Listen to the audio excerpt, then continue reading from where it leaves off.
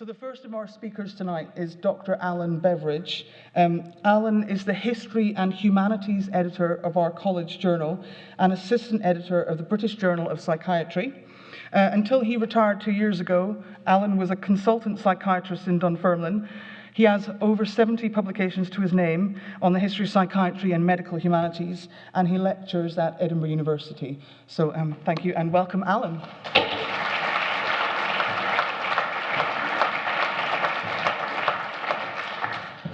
Well, thank you, Daisy, and thanks everyone for coming. I'll be talking about Sir Alexander Morrison and his book, The Physiognomy of Mental Diseases, and asking if it really represented the faces of madness. So the college here has a really splendid collection of portraits of people from the 19th century, children, women, men, people from all different backgrounds and ages, and these portraits form the basis of Morrison's book on physiognomy. And his first edition of this book came out in 1838, The Physiognomy of Mental Diseases. And physiognomy is defined as the practice of assessing a person's character from the facial features. And in particular, in Morrison's case, it's the idea that you can make a psychiatric diagnosis from the facial features of the person. And I would argue that Morrison's work has not received the attention it deserves. Historians have approached the work in a rather dismissive fashion and seen in the work really what they wanted to see.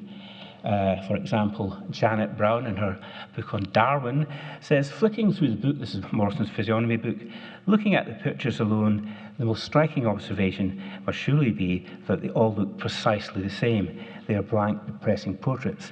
And what I hope to show in this talk is that Janet Brown got this completely wrong. There's a wide variety of facial expressions and people. So the plan of this talk is to look briefly at the research material available on Morrison, give a brief biography of him, look at Morrison the lecturer, look at Morrison's relationship with art, and then look in some detail at the physiognomy of mental diseases. So I'll start with when I look at the book by comparing the original work with the reproductions in the book, then look at certain themes such as the diagnoses that were used at the time, the symptoms that the patients had, the before and after portraits of the patient ill and then recovered, look at some of the stories contained in the texts that accompany the pictures, look at the treatments that were used, and then offer some concluding remarks. So there's research material as well as the secondary literature. There are Morrison's published works on psychiatry. There's the original artwork which we have in the college, and there are Morrison's extensive diaries. Morrison kept a diary throughout his adult life, and they amount to 20 volumes, and these are also kept at the college. Unfortunately, Morrison doesn't really describe his inner life or outline his philosophy of medicine or art. And this is one of the volumes and an example of Morrison's writing. So, a brief biography then. Morrison was born on the 1st of May, 1779 in Edinburgh. He attended Edinburgh High School, and in 1792, at the age of 13, he went to Edinburgh University. And this was not an atypical age for people to go to university in late 18th century Edinburgh. In 1794, he begins the study of medicine and qualifies in 1799, and spends the next 2 years in London studying further and resumes his contact with the Edinburgh doctor, Dr. Alexander Crichton, who's now based in London. And Crichton is known to us for his book, An Inquiry into the Nature and Origin of Mental Derangement, a book that was to influence Morrison. In 1799, Morrison marries Mary Ann Cushney, who came from a wealthy family, and Morrison was to spend the next 25 years travelling back and forth between Edinburgh and London, trying, initially unsuccessfully, to forge a career. During this period, his wife had 16 children, not all of whom survived infancy. In March 1818, Morrison makes a significant trip to Paris to meet the great French clinician, Dr. Iscarol, who is the head of the Paris asylum at the Salpêtrière. And Easkell was another profound influence on Morrison. And Easkell showed Morrison his collection of 200 plaster of Paris casts of the face, of the insane, and 600 skulls. And Easkell had also started commissioning the drawings of the insane, and these are examples of the work that Easkell had commissioned of the patients in the French asylums. And one of Easkell's students was a brilliant young doctor called Dr Georget, who published on madness. And Georget emphasized the fleeting nature of the facial expressions of the insane, the idea that the facial expressions weren't fixed, immobile, but changed dynamically. And one of Dr. Georget's friends was the great artist Theodore Géricault, whom Georget asked to paint patients at the Salpêtrière. And this is one example, which may be familiar to you, a lady that was said to suffer from monomania of vanity. Unfortunately, both men died at a young age, and the work was never published. Géricault is best known to us, of course, for his painting The Raft of the Medusa. And Sander Gilman, in his important book Seeing the Insane, writes of these two men. With Georget and Géricault, the concept of a portrait of a single insane individual embodies the new status of the insane as citizens within the state, not outcasts from it. So the mentally ill, their status is improving a bit, and they are now subjects to individual portraits rather than being seen just as a group, a mass of people. Whilst he was in Paris, Morrison attended lectures on phrenology, and phrenology, as people probably know, is defined as the contours of the skull reveal the underlying structures of the brain, and this is somewhat mockingly displayed in this contemporary cartoon. So Morrison attended lectures by the leading exponent, Joseph Gall, and he also met Johann Spurzheim. But Morrison rejected this early 19th century theory because he felt it offered a static, immobile model of the brain and of mental illness. So Morrison starts to have a bit of career. In 1823, he begins what were the first lectures on mental disease in Britain. He starts in Edinburgh in 1823 and also starts lecturing in London as well in 1826. And Morrison, as well as being the first person to lecture on mental disease, is the first person to bring out a textbook of psychiatry, Outlines of Mental Diseases, which came out in 1825 and ran to 5 editions. In 1832, his search for a career eventually bears fruition, and he's appointed visiting physician to Hanwell Asylum, and then to Bethlehem, and then to the Surrey County Asylum. And in 1838, he brings out the Physiognomy of Mental Diseases. 1852, there's the famous painting by Richard Dadd, which I'll return to later. And in 1866, Morrison dies. So, that was just a brief overview of his career. If we look briefly at Morrison, the lecturer, Morrison brought back what he'd learned in Paris and France to begin his first course of lectures. And on the 15th of February 1823, he records in his diary, "Called on Mr. Putnam, some rules for lecturing. Speak in your natural way, but as if you wish to be heard in the next rooms. Address yourself to the most remote parts of the audience. Turn occasionally with gentle movements to different parts of the audience. This calls attention. Learn by heart as much as you can." So Morrison is taking this new role as a lecturer very seriously. And on the 21st of November 1823, he begins his first lectures. And he comes to the conclusion fairly early on that the lectures would be better received if he had some visual material. And on the 7th of November 1825, he records, "Gave lecture on brain illustrated by casts and drawings." 2 weeks later, he records giving a lecture with 4 drawings shown. So this brings us to Morrison's relationship with art. And I think an important observation that applies to Morrison is by Ludmila Jordanova, a medical historian, who compares the artist with the clinician. And she writes that there are parallels between the artist and the clinician. Like the portrait painter, clinicians have to look carefully, and record faithfully. Before an artist, she says, every sitter is in some sense a patient, a person to be looked at repeatedly and scrutinised. And likewise, clinicians act as portrait painters, building up a picture of the patient out of their facial expressions, their gesture and their gait. So over the coming years, Morrison commissions portraits of hundreds of asylum patients, and these are now housed in this college. There's 249 of them, and they were originally catalogued by Helen Smales in the 1980s. And Morrison commissioned professional artists to do this, such as Francois Rochard, a miniaturist, Alexander Johnston, a portrait painter, and Charles Gow, who is described as an obscure Scottish portraitist. So the process would be that Morrison would go with the artist to one of the asylums, and the artist would do a picture of a patient that Morrison had selected, and then Morrison would have dinner with them afterwards. So it was a convivial process. And Morrison and his artists visited Bethlem, Hanwell, Hoxton, and Surrey County Asylum.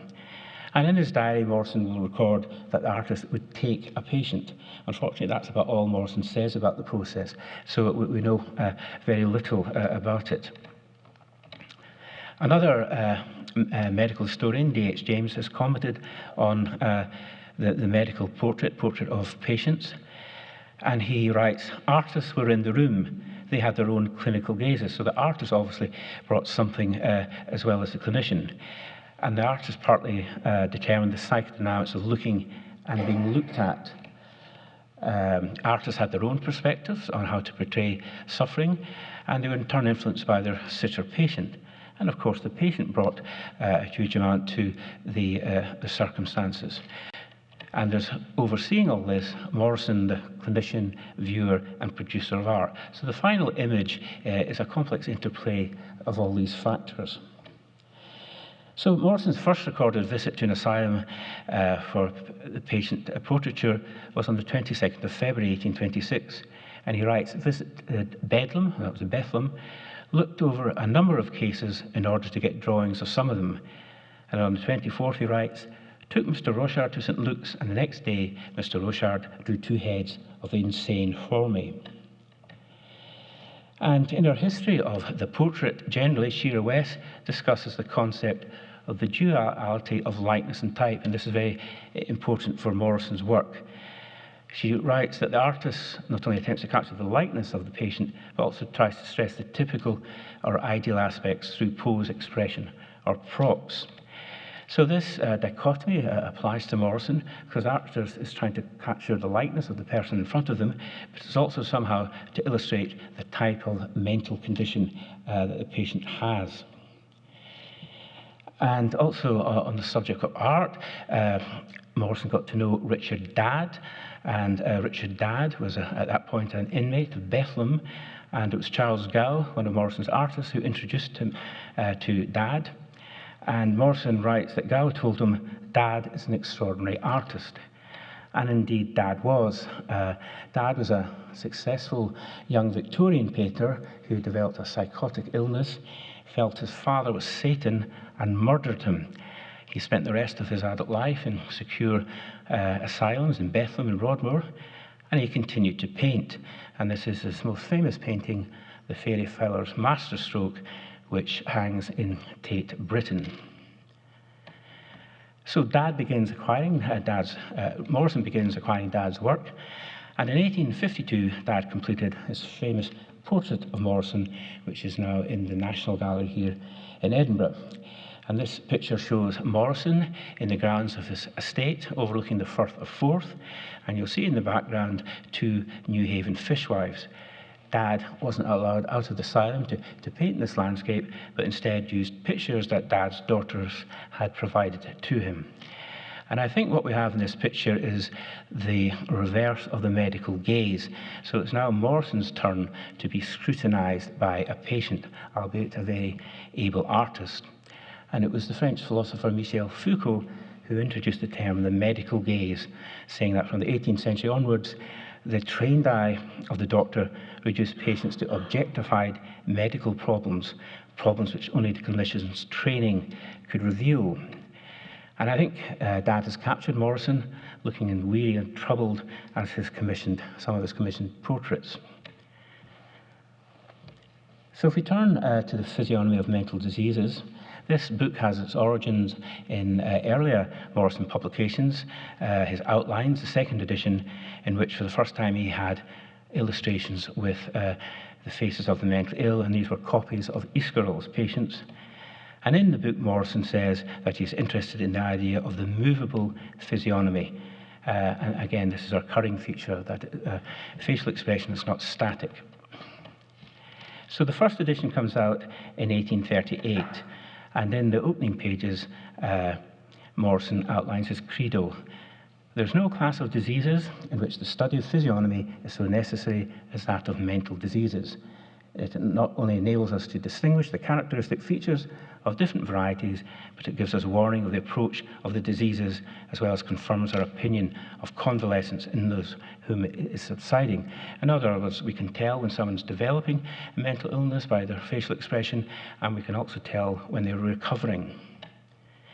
So Morrison in the book pays homage to previous traditions in physiognomy. He has copies of work by Iscarol. He has copies of the famous statues of Mania and Melancholia by Cibber, which are now housed at the Bethlehem Hospital. He has copies of Hogarth's famous painting of the Rake's Progress, where the central character, after a life of dissipation, ends in the asylum.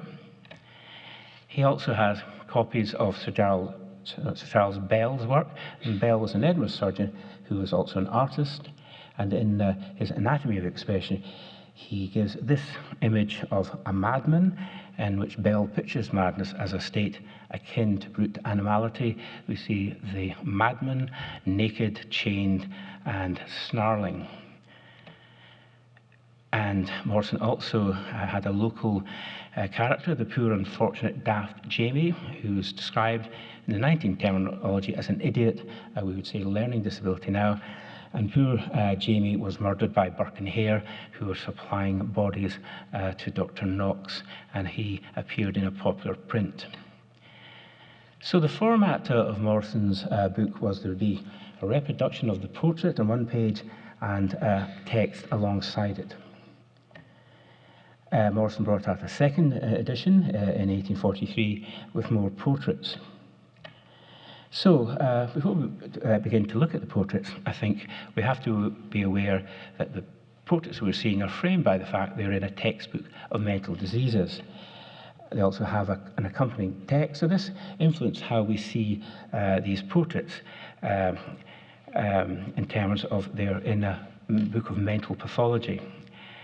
The texts often contain biographical and clinical details, and this, I think, creates a tension in how we interpret the portrait. Should we see the picture as a medical case illustrating signs and symptoms, or that of an individual? And I think really the portraits tend to undermine the first interpretation, because the patients are not rendered in the stereotyped madman or madwoman images from the past, but rather they're seen as individuals. So, just briefly comparing two sets of images of before and after. The original drawings were done in Conti crayons and lightly coloured, and they were then reproduced in the book, either in the form of engravings or lithographs, and they were made into reproductions by William Holmes Lizars and Carl Christian Baum. So, in this image on your right is the original drawing. On your left is the original drawing, on your right is the etching, and the etching has clearer lines but lacks some of the lightness of touch and spontaneity of the original. And the second image, again, the original drawing is on the left, and the lithograph is on the right. I think the lithograph is better able to convey the spontaneity and the changeability of the patient's expression. So if we turn to some themes in the book, That first one is diagnosis, and Morrison had a fairly simplistic diagnostic system derived from French clinicians. And it's important to remember that some of the terms used have changed in how we use them today. So Morrison had mania, he had monomania, which was the notion that a person could be perfectly sane, but for one crazy idea. Acute and chronic dementia doesn't mean Alzheimer's disease, but it's a much more general term meaning mental impairment, confusion. And these terms, idiocy and imbecility, have been replaced by the term learning disability. So the first diagnostic example is a man with mania who is in the Bethlehem Criminal Department having murdered someone. I think here we see the artist has captured the sense of movement of the patient. We see that the patient's in chains, and it does make me wonder quite how the artist did the portrait. Were there several attendants in the room with the artist, or quite what happened? Morrison doesn't tell us. This is the oldest person in the series, Miss E. Stanley, age 97, when the portrait was made, and she died at the age of 100, and by far the oldest patient in the series. This is R.C., 52, who was said to suffer from unnatural propensity, and this was the Victorian psychiatric term for people who were gay, and this reflected the general Victorian society's very negative attitude to gay people. And not only did the psychiatric textbook reflect this, it gave it a pseudo-scientific credibility by labelling it as an example of pathology. And we hear here that the soldier was in the Marine Service, discharged insane of a cunning disposition. And again, the texts that accompany these diagnoses tend to be very critical and condemnatory. This poor man, John Hardy, suffered from dementia and general paralysis of the insane, which was the end-stage condition of syphilis. And in the 19th century, there was no cure for syphilis, and once people developed this, they died a horrible death in the asylum. And we read that this man had been an eminent artist, and the picture was taken 5 weeks before his death, by which time he was scarcely able to remember anything or express himself other than to say, "I am the prince of the Ionian Islands."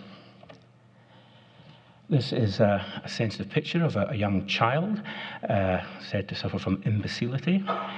And here the text reads, "This boy has been idiotic since his birth. He appears to have affection for his father and mother and is fond of looking at his father at work as a tailor, claps his hand when he sees the needle move and tries to imitate the operation of sewing." And the text that accompanied the people with learning disabilities tended to be sympathetic and benign in contrast to the text for people with unnatural propensity. And another picture is the only group picture in the series, and the text reads, "This poor fellow is of weak intellect and subject to fits. He has a kind disposition and takes fatherly charge of two idiots, only 9, the other 15 years old, both of whom seem fond of him. This view exhibits the mutual attachment that appears to exist between these unfortunate and helpless beings." And it certainly does show that relationships developed amongst inmates in the asylum, and that's not something you get from the single portraits.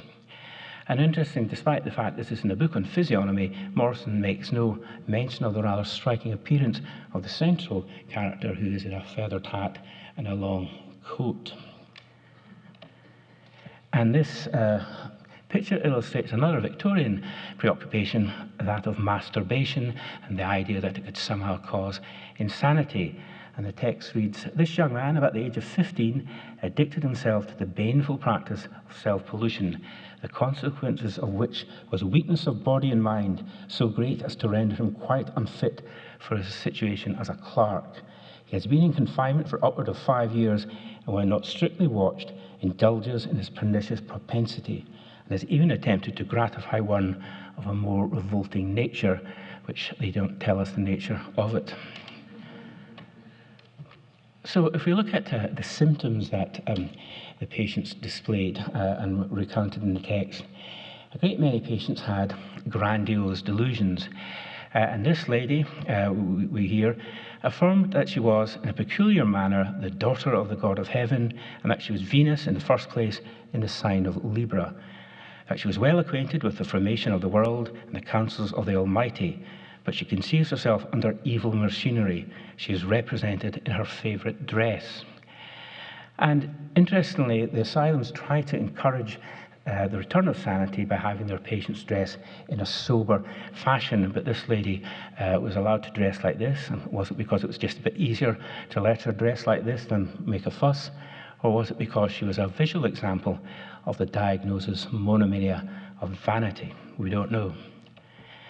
This is another patient with grandiose delusions, H.T., who's a poor man who supposed himself to be a very exalted personage and assumed the title of the head general of the whole world. And he is portrayed here playing cards. And this gives just a glimpse of some of the activities people got involved in to pass the long hours and years in the asylum. This young woman suffered from puerperal mania, a serious psychiatric illness beginning just after childbirth. And she was under restraint, as you can see in the picture. And she's singing and saying she is Queen of Great Britain, talking about having thousands of children. Some people were tormented, depressed, and anxious. And this poor woman had a condition called panophobia, which was a fear of absolutely everything. And she feared she was turning into another person, changed into another person. And this is one of the few pictures where we have some background detail, in this case, the bars of the cell she is in. Another demented woman is this woman, S.C., who is in the deepest distress of mind. She conceives that the devil is within her in the form of a serpent, that she herself is a serpent and the cause of all the misery of the world. And she continually rubs the side of her head and picks the hair out of it. And we don't know if this was posed or the artist caught her in her characteristic activity, and I tend to think it was the artist catching her because it seems quite a spontaneous, quick drawing. And this patient suffered from catalepsy, and this was a condition where the patient would stay in the same posture for minutes, if not hours. And in this particular case, the background to the development of this disorder is quite interesting.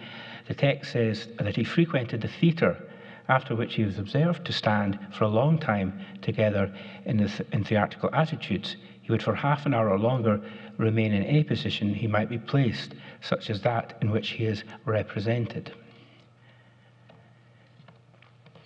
And looking at the theme of before and after, there's two examples of this, and indeed the first plate in the book is of this man said to suffer from intermittent mania and was violent. And this is the first plate, and the second plate he's said to be recovered. And if we put them together, we see that in the second plate he is well groomed, his hair is combed, and he's more smartly dressed. So these kind of images are a good advert for the asylum, that people get better, they recover in the asylum. And another example is this lady, Jeffries, who suffered from puerperal mania, and this is the only set of 3 images. And in this first image, we see that she's also in restraint. There's a hand of the attendant on her head, and she is twitching as if in pain and saying nothing. In the second image, she's still unwell and still under restraint.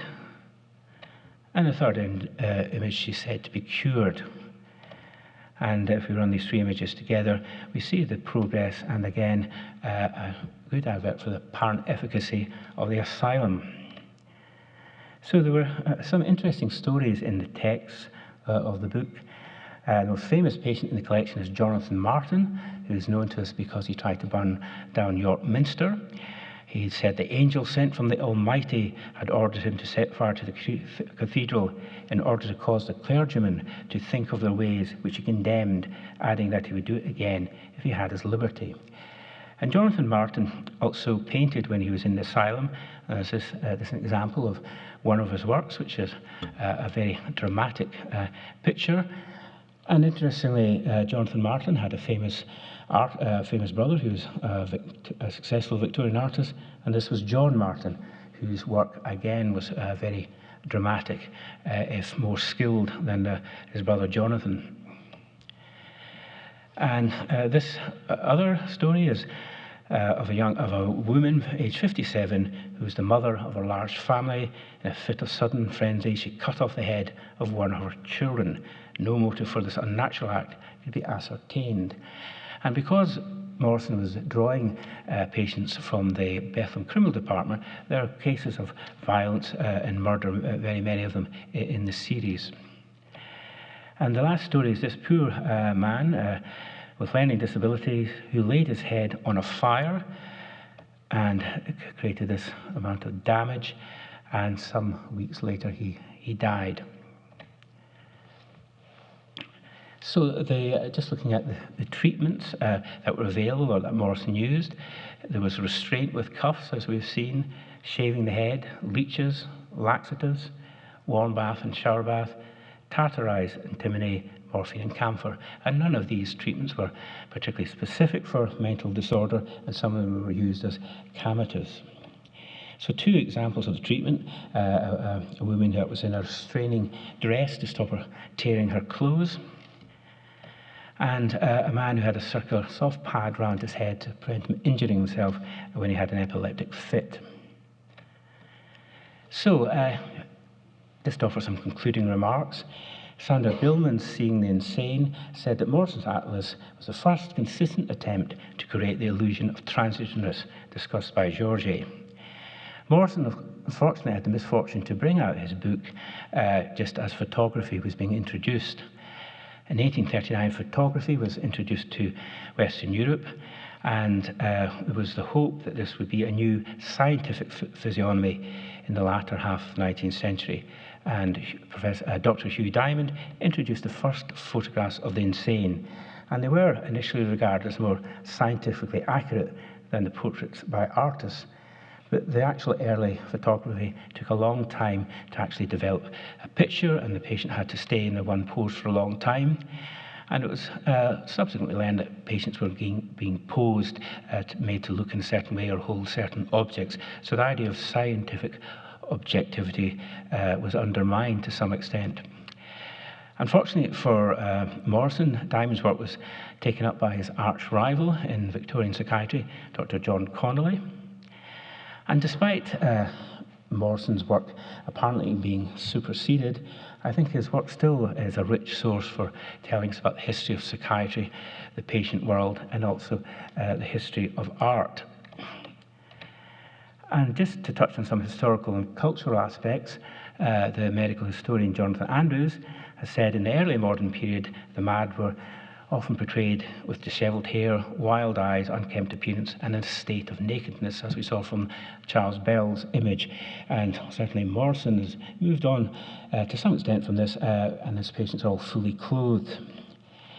The historian of Scottish historian Rab Houston has focused on the trope of using dishevelled hair to depict madness, and certainly some of the Morrison images we see in the before and after pictures, the before pictures have people with dishevelled hair. The cultural historian Elaine Showalter has contended that from the end of the 18th century onwards, the symbolic nature of the person shifted from male to female, and she identifies three major romantic images of female insanity: the suicidal Ophelia, the sentimental crazy Jane, and the violent Lucia from the Bride, Walter Scott's Bride of Lammermoor. And in her book, The Female Malady, Showalter briefly looks at the Morrison's work, and she tells us most of the plates show standardized female portraits in the crazy Jane style. Even when they are described as manic, these women have sweet smiles and pretty features.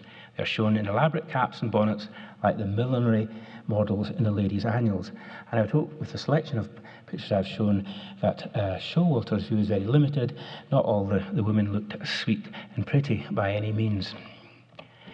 And Showalter has been criticised by another historian, Joan Busfield, that says the images of male insanity continued in the 19th century, and she has identified three main categories: the criminal lunatic, the mad genius, and masturbatory insanity, which we've looked at. So I think these cultural stereotypes obviously influenced how medical illustrations were made. But there's a danger of neglecting what Busfield has talked about, the ontological reality of madness, that it wasn't just a cultural or artistic construct, but it was actually based on the mental suffering of the individual patient. And obviously the presence of the patient in the room, the patient being painted, influenced how the image was painted. So, the pictures in the book, I say, are framed by the fact they're in a textbook of mental diseases. They influence how the person is seen. And curiously, despite Morrison's aim to demonstrate his theory of physiognomy, the text really discuss the facial features in much detail and don't link them to notions of what diagnosis the patient was supposed to have. So, lastly then, the patients, I think, come across as individuals, not types. And in this interplay between artist and sitter and Morrison, it would seem that the artist sought to capture the patient as a person rather than an example of a type of mental condition. So I think this image has served to undermine Morrison's notions of physiognomy. And I think the portraits had the unintended consequence of showing that the mentally ill looked like everyone else. There was no them and us divide. They were no different. And I think this served to humanize the mentally ill, and it was a great step forward. And the last image is Morrison, who's seen, and another man who really has a very similar expression to Morrison of weariness and what have you, and the only difference is the other man has restraining gloves. So I'll end there and thank you for your attention and the people who have helped with this. Thank you.